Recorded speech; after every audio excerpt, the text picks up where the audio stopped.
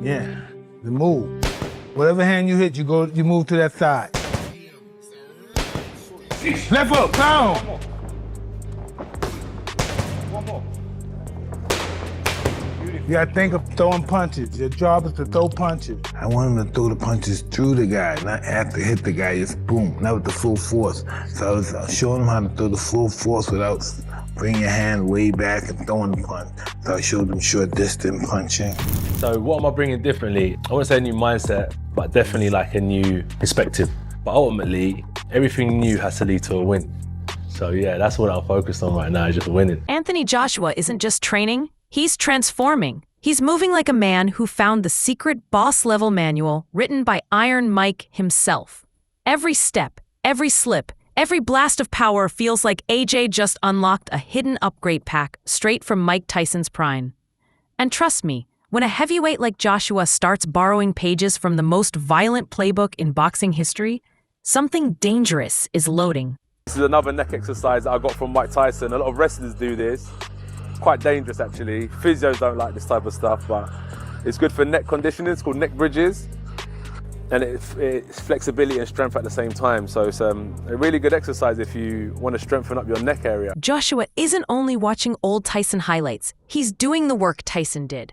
Those brutal neck workouts, the shoulder routines, the raw physical conditioning that made Mike look like he was built in a lab to walk through walls.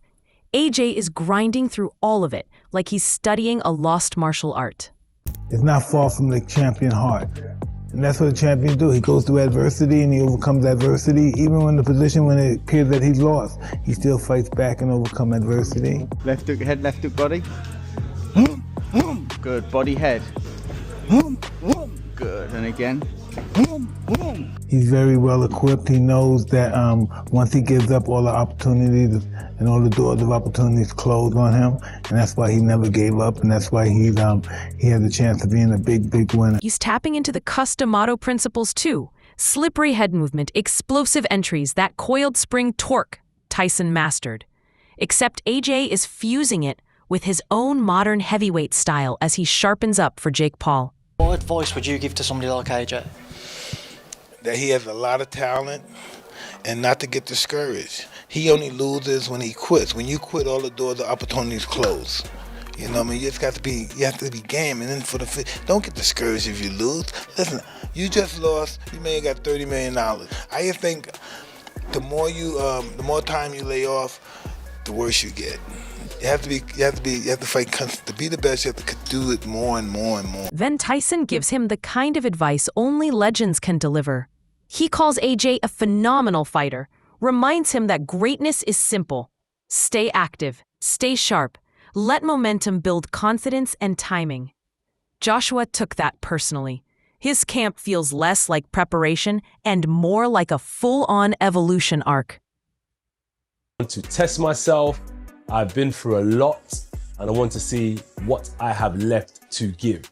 When I say what I have left to give, I am not resting on what I have. I am building on what I have.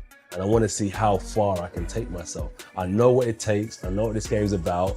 And I'm going to push myself beyond the limits where I've been before. Hence why I found myself in Dallas, because I'm trying to find an environment that can stimulate me, motivate me, and push me on to higher heights. And right as AJ is channeling ancient warrior Tyson mode, Sean Porter walks into the studio like the boxing-year-old siren alarm shouting, "Uh-oh." Porter says Jake Paul could knock out AJ with the same confidence you use when predicting rain from a cloudy sky. For all that being said, if he doesn't do what he's supposed to do against Jake Paul, the world's gonna say Jake Paul fixes his fights. Jake Paul, the fight boxing's rigged and all the other kind of stuff. I just had that conversation with somebody that knew me the other night. Oh, you ain't gonna have to say nothing, but boxing rigged, ain't it? I was like, yo, listen, I ain't never had nobody tell me to do or not do anything. Mark my words. If Anthony Joshua doesn't win that fight, and if it doesn't look like he's pulling the trigger, everybody's gonna say it's rigged. So Porter breaks it down with the honesty of that uncle at the barbecue who doesn't sugarcoat anything. He says sometimes AJ forgets to hit the throw punches button. And if he does that against Jake, the whole internet will scream rigged louder than Twitter after a bad scorecard. Then, He flips the energy completely, suddenly praising Jake's right hand like it's a Marvel weapon, and hyping up Larry Wade like he's building Jake into a custom sports car. So that being said, we've seen the right hand that Jake Paul's had in the past.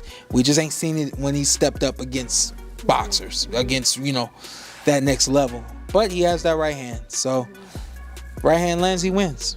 Honestly, it's weird. He has a chance. Shout out to Coach Larry Wade. That's my guy. Oh, I love Larry. Love Coach Wade. Coach Wade is going to make sure that he has the strength. And as Porter ends the alarm bells, we slide straight into Andrew Tate, who reacts like he just walked into a Marvel crossover. He had a full roast loaded for Jake fighting older, smaller guys. Then Jake skipped levels like he pressed New Game Plus and signed up to fight a skyscraper named Anthony Joshua. Tate literally had to delete his speech mid-sentence, because even he had to respect it. I'm fighting someone retired, I'm fighting an active champion. That's what a real man does. And that was going to be a dig at Jake Paul for fighting older people or smaller people. But now he's fighting AJ. So complete respect, huge respect to Jake Paul. I have nothing bad to say about Jake. Everything I was going to say, I can no longer say. So fair play to him. He's a brave man. He believes in himself. And I wish him and AJ a fantastic fight, and I hope they both come out without injury and without any problems and without any health issues. At this point, Tate sounds like Jake's personal LinkedIn endorsement section. But then he drops the truth. Money matters, but courage matters more. Most people talk online. Jake signed up to fight a man who punches like he's trying to delete mistakes from existence. Tate just hopes both get home safe. And that's experience talking, not hype. Because heavyweight punches don't care about storylines. Be real, people. No, it's real. It is real. It's That's real. what I've been told. It's real. It's real. And, there's business reasons. There's business decisions. And I understand that, for Jake, it's retirement money, worst case. And I'm a very fair man. I don't take it personal. Like, there was a time when Jake was really insulting me, and Logan Paul hated me, and all these things, and KSI have insulted me, and Chase insults me. All these people insult me. I'm really just, I'm just a normal dude. I have respect for people who do things that are worthy of respect. I harbor no hate in my heart. I wish Jake the absolute best. Sliding from Tate's respect moment, we land in Wade Plemons' breakdown, which suddenly feels like a behind-the-scenes documentary. Jake went from world touring like a celebrity to quietly assembling a camp of giants who look like they bench press mini buses. Wade calls them secret weapons. Let's be honest, they're not secret weapons. They're final bosses. And Jake standing next to them looks like an intern at Heavyweight Industries.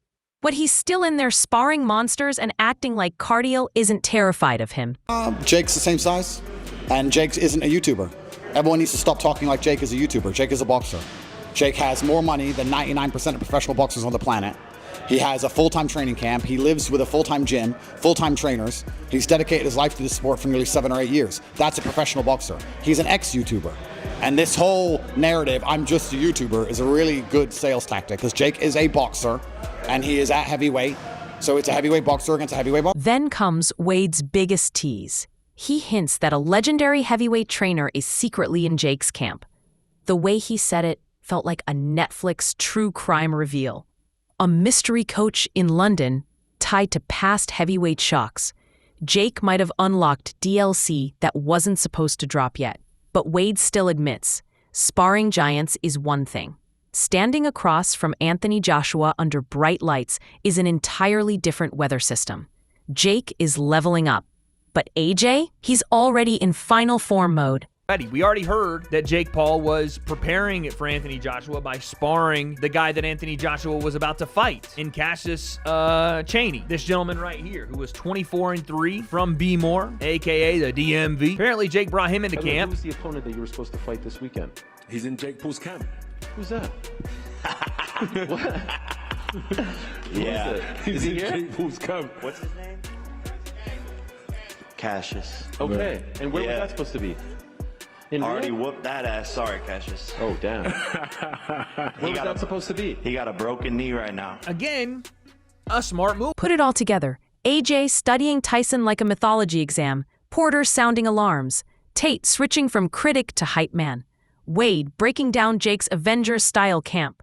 And suddenly, this fight isn't just a matchup. It's a storyline. A clash of two worlds. One rebuilding through discipline and legacy. The other speed-running heavyweight warfare with ambition and belief. That contrast is what makes this electric. Drop your thoughts below. Is Jake actually leveling up? Is AJ about to remind everyone that heavyweight boxing follows a different law of gravity? And don't forget to like, share, and subscribe to Boxing Headquarters.